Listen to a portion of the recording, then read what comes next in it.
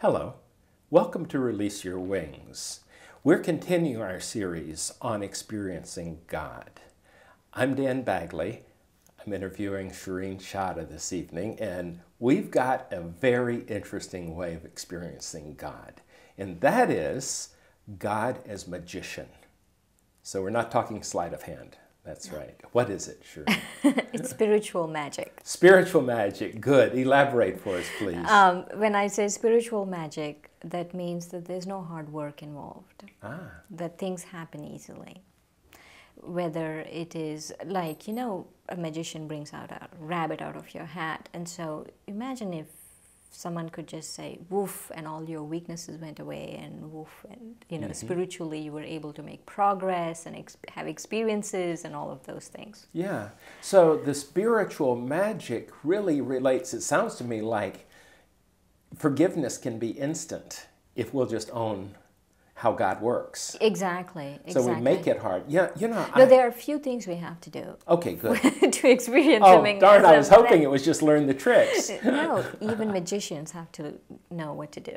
Okay, good. They just don't, they're not just born and then suddenly end up as magicians. So tell me, what are some of the steps? A few things. One is I have to, with my heart, experience God as my parent. And so when I experience God with my heart as my parent, I realize is His spiritual DNA, is my spiritual DNA, and there's a lot of things that we take ownership of now.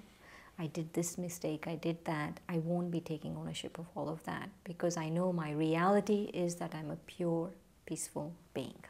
Very nice. In a funny way, it seems to me this magician metaphor, reflecting on it before we talked, is that spiritually God is in the miracle business.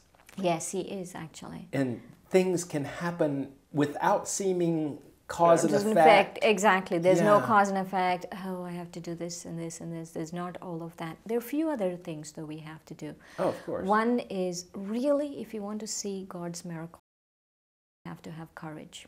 When I have courage and when I take that step of courage, God will really help and we will see His miracles. In virtually every civilization, the hero's journey is facing this obstacle, sometimes seemingly impenetrable wall, and we take the courage to step forward and take the challenge. That's what I hear you saying. Yes, yes. And then a few more practical things you would never think of is I feel we have to do things. It's not like I'm sitting here and water will come to me. But when I do something, whether it's preparing food, whether it's talking to people, whatever it is, if I do it with love, that love will attract God's magic. Because love is such a profound connection and openness, I think that makes us ready to receive, rather than, don't bother me, I'll do it myself kind of illogic. Yes. Yes. So, I've told you this in the past because I have to tell you folks, if you're not familiar, the BKs make some of the most amazing vegetarian food you can imagine.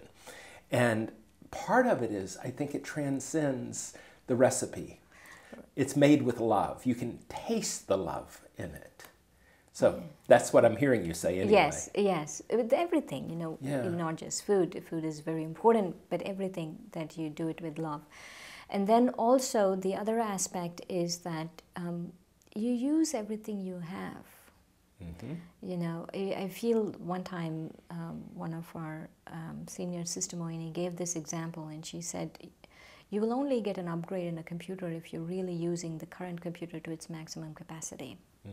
And so if you use everything you have to its maximum capacity, then you will see God's power working extra. Yes. If I'm being lazy, then I don't see that. And that, once again, is being fully engaged in life with an eye on the spiritual miracles that happen all around us all the time. Exactly. Flowers blooming.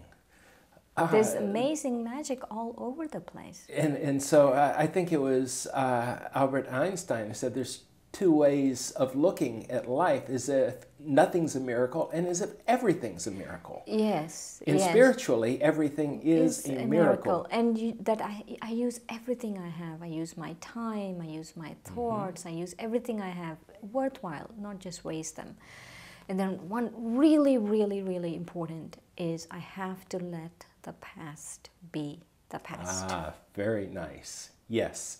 So if I want to see magic now, past be the past. So you're not holding on to old programs, old habits, old fears. That total trust, the love of God, which, by the way, in the first two commandments really are about loving God totally and about loving others.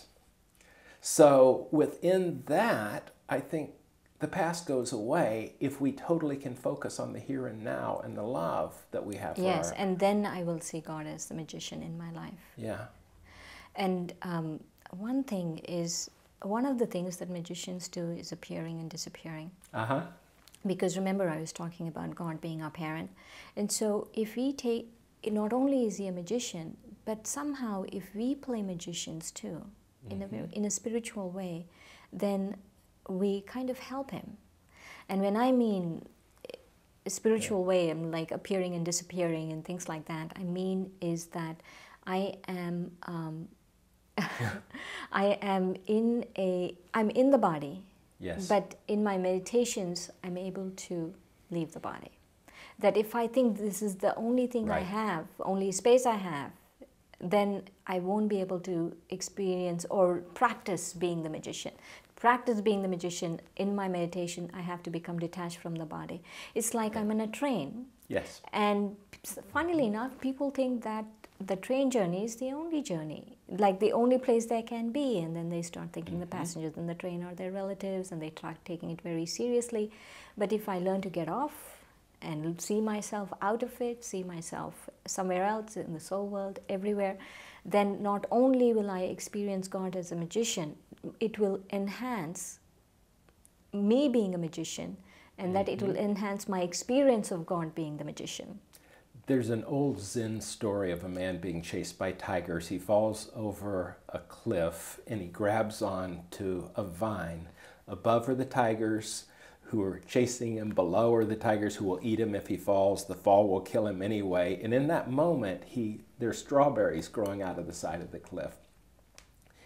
He tastes the strawberries, and in that moment, the world is delicious. Now, in a strange way, I've read some of the academic critiques on this, and in a way that is about transcendence. The external world can look horrible to you in the present tense, and you can go to that place. What I hear you saying is the silent place that one can experience in meditation, and no matter what has happened earlier in the day or what is happening outside, you're in total peace, like you disappeared from the problem. Is that? Yes, not only you've disappeared from the problem, but that you are kind of like the magician in training. You're practicing to be a magician.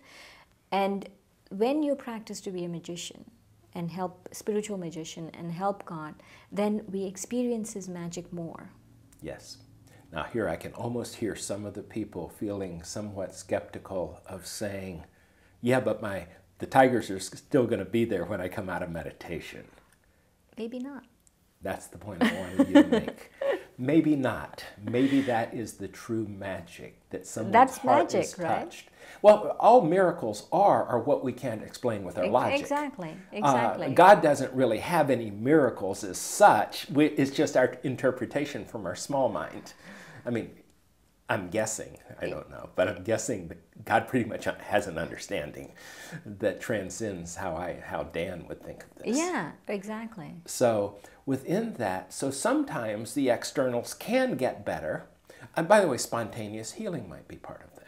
Yeah, and also, you know, this is something I've been thinking about lately a lot. Yeah. Is if I change my internal reality, my external reality changes.